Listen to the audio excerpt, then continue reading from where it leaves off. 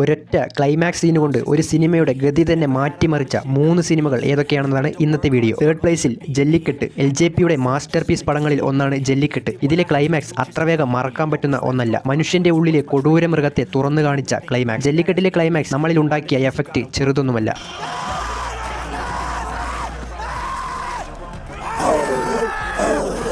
Second പ്ലേസിൽ Kantara. 10 minute കൊണ്ട് മൊത്തം സിനിമയുടെ ഗതി തന്നെ മാറ്റിമറിച്ച ഒന്നാണ് കാന്താര ക്ലൈമാക്സ്. ഒരു കാലത്ത് എല്ലാവരും കളിയാക്കിയ ഇൻഡസ്ട്രി ആയിരുന്നു കന്നഡ ഇൻഡസ്ട്രി. എന്നാൽ ഇപ്പോൾ ലോക സിനിമ തന്നെ തിരിഞ്ഞു നോക്കുന്ന ഒന്നാണ് കന്നഡ ഇൻഡസ്ട്രി.